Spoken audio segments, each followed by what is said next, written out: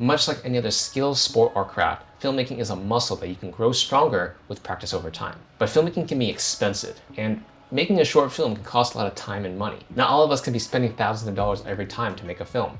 So how are we going to practice? No-budget short films are an excellent way to train that filmmaking muscle. I've been making no-budget and low-budget short films for basically my entire life.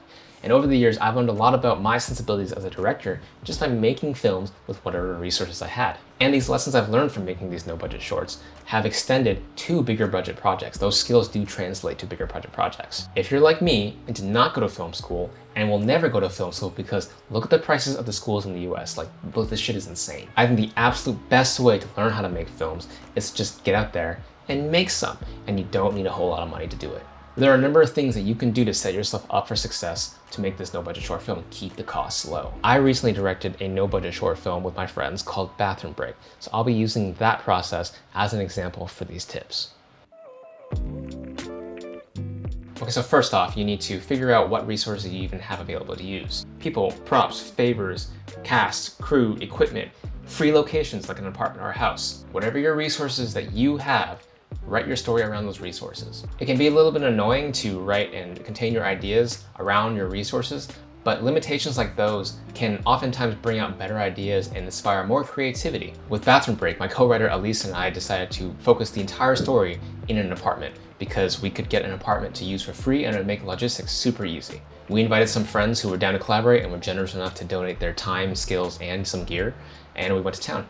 There have also been instances where we asked to shoot at a cafe with permission, but in off hours. That way you get a great location with permission for free or very cheap. Every business, every place is different. You have to work with them and see what you can do. Maybe you can exchange some video services or something. There's also the option of using locations that you don't have permission to shoot in. Note that with filming in these kinds of places, there is a chance that you get kicked out and or get in trouble. Some places are more privy to filming than others. I live in LA, so it's really hard to get a free location outside of your apartment. But then there are also places in the suburbs like Orange County that are a little easier to steal footage from. Now, I don't condone trespassing, but if you keep a low profile, a small footprint, there's a good chance that some people may not even catch you. The best ways to go about this is to avoid using a tripod and avoid using a boom mic. Keep your setup, your cast, and your crew as low profile as you possibly can. If someone catches you and asks you to leave, you should follow the directions. A lot of the times though, they'll let you off with a warning and they won't ask you to delete the footage though.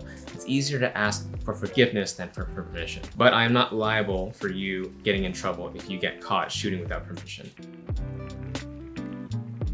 Getting a camera for a no-budget film is easy these days. You can use a DSLR, you can use any mirrorless camera you have, you can even use your phone or a GoPro, any of those will work. Good images are really shaped by lighting and composition. Lights can sometimes be expensive, so just use any lights that you have. You can use lamps, you can use your phone light.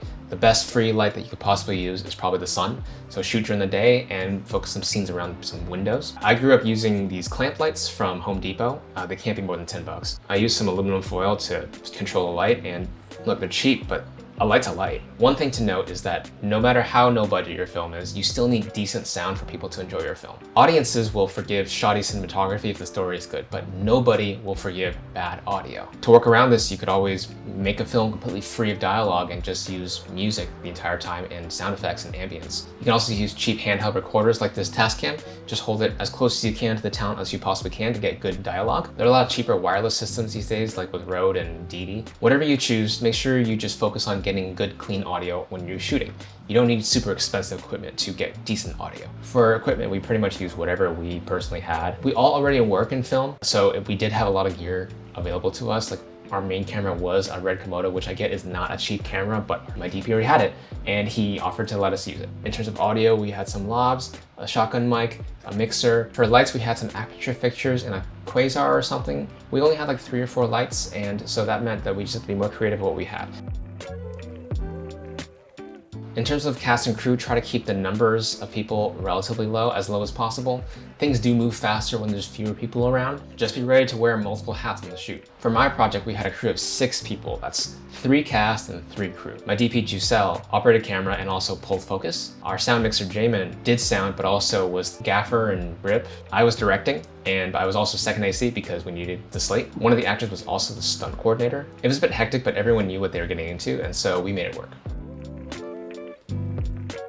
This is my opinion, but I think that you should always spend a little bit of money on food and drink. If your team is working for free, I think the very least you can do to show appreciation is to at least feed them well. You can take a quick trip to Costco, just get some water, some snacks, get a pizza, they're like 10 bucks. If it's early in the morning, bring coffee, bring a lot of water, especially for the actors, they'll need a lot of water. I think I can speak for everybody when I say everybody loves those Welch's gummies. My go-to lunch are Chipotle burrito bowls because I think they're a little bit more balanced than the pizza and they're pretty affordable. More of a theoretical tip than a logistical one. You want to go into this no-budget short film with some kind of goal that you're trying to accomplish. Do you want to try some new techniques or some experimental things? Do you have this scene composition that you've always had in your head but have never been able to try out yourself? Whatever it is, take all that and implement that into your plan. The great thing about no-budget short films is that there is not really any pressure to make everything perfect. Sure, you don't want to make a shitty film, but it's rare to have an opportunity where you can just try shit and see if it sticks. With our film, I wanted to see if we can make the cinematography funny. I also wanted to practice comedic blocking and comedic conversation rhythm. Alisa's been doing a lot of stunts, and so she wanted to implement a fight scene. I've never directed a fight scene before, so I wanted to see if I could do it. We took all these things and put them into our film just to try, just to experiment, because it's better to try here and fail on a no-budget short film than on a bigger budget short film when there's lots of pressure, lots of money, lots of people involved.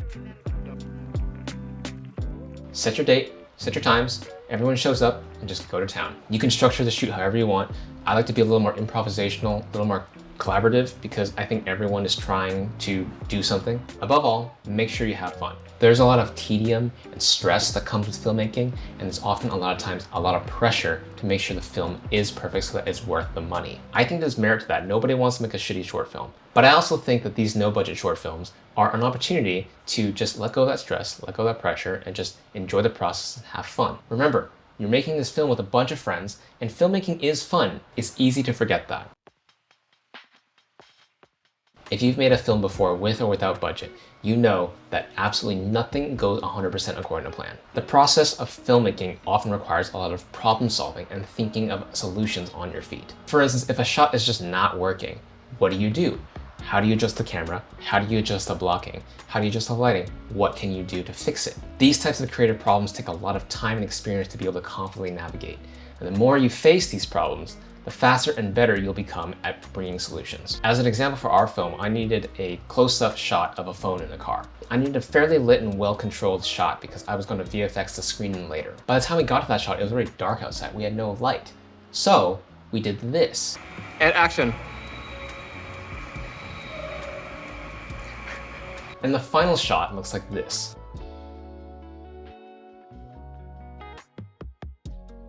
We just kind of came up with that idea on the spot, and in my opinion, it looks pretty good. It's not bad.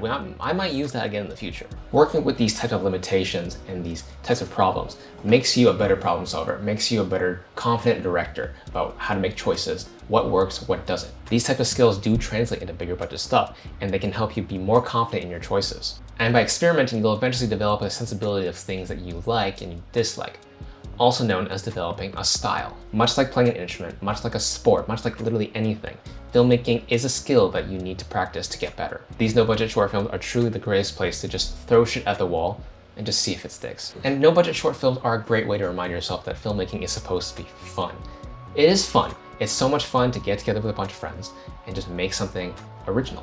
I think it's very easy to forget that spark when you're focused on results. If you don't enjoy the process of making films, then why the heck are you even doing this, man?